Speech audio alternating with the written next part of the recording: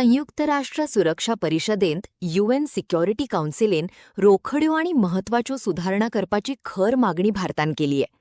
सुरक्षा परिषदेच्या कायम, परमनंट आणि अकायम नॉन परमनंट वांगडी संख्येत वाढ करची, तशीच विकसनशील देशांका आणि ग्लोबल साऊथाक चढ प्रतिनिधित्व मेळचे अशी भूमिका भारतान घेतली.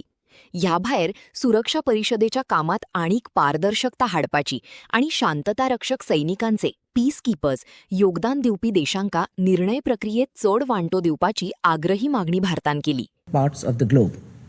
This has come at a huge cost to humanity, particularly in the form of unabated human suffering.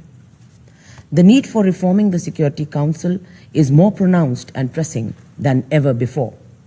Our joint endeavor must be on appropriately equipping the UNSC to address contemporary and future challenges.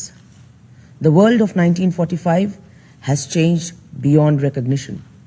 UN membership has grown fourfold since then. The outcome of one conflict 80 years ago cannot determine the composition, dynamics, approaches, and working methods for perpetuity. This needs to change and must happen at the earliest. India's position on reforms of the Security Council are well known. We seek an expansion in both categories with greater representation for the Global South. This could be achieved only through text-based negotiations with clearly defined milestones and timelines. In this backdrop, I would like to make the following specific points with regard to working methods. First, a discussion on improvement of UNSC working methods must not be done in isolation. It is an important aspect of the broader umbrella of UNSC reforms and inherently linked to other clusters such as categories of membership, regional representation and veto, among others. Any reform of the Security Council must account for all these clusters as a whole in order to make it comprehensive, real and meaningful.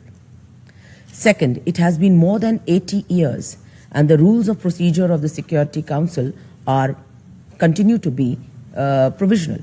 The provisional nature of these rules also suggests that they could be amended suitably from time to time. Therefore, existing working methods must not be cited as a challenge or obstacle to implement reforms, particularly in terms of expanding the membership. Further, the provisional framework per se also needs corrections.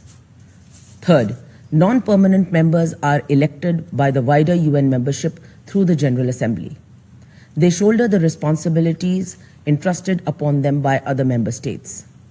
In order to enable the non-permanent members to make meaningful contributions during their respective 2-year terms, all Security Council members must enjoy the same set of privileges in terms of access to documents.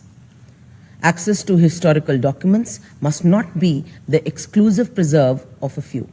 Similarly, there must be greater transparency in several ongoing processes of the Security Council. For instance, elected members and by implication the General Assembly must have a greater say in crucial aspects such as the election of the UN Secretary General. Another important sphere is peacekeeping. TCCs and PCCs go far beyond the UNSC membership. Therefore, as direct stakeholders, they must be part of the UNSC decision-making architecture pertaining to all key questions of peacekeeping, such as mandates and resources. Fourth, subsidiary bodies serve important functions and enable better implementation of the Security Council mandates.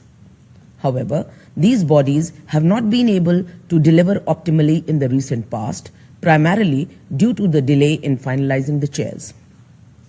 As no decision has been taken till date for the current year, India calls on the Security Council to urgently address this issue and finalize the chairs on priority. Moving forward, Note 507 must be suitably amended so as to have a definitive and non-negotiable timeline for finalizing the chairs of subsidiary bodies. Finally, Security Council membership brings significant responsibilities. This must not become a platform to pursue narrow political interests. Listing and delisting are a case in point.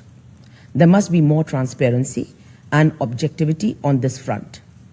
Presence in the Security Council must not be instrumentalized to legitimize terrorists by attempting to delist them or to list other entities as terrorist organizations based solely on political considerations without any objective criteria or supporting documentation. Madam President, in closing, India would like to emphasize that the Security